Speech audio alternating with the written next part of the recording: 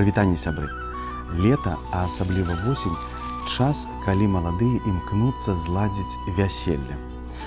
Так робім мы і так рабілі нашы продкі. Але перад тым, як зладзіць вяселле, трэба ж хлопцу зрабіць сваёй любай дзяўчыне прапанову.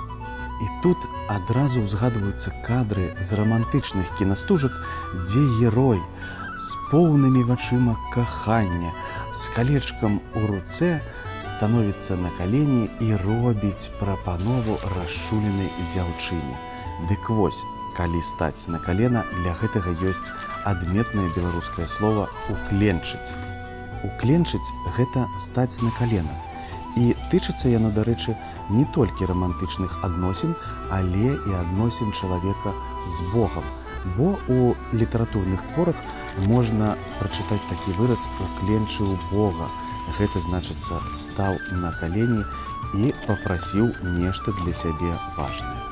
Вось яшчэ адно цікавае слова на нашай стракатыя пацеркі. Да сустрэчы, сябры!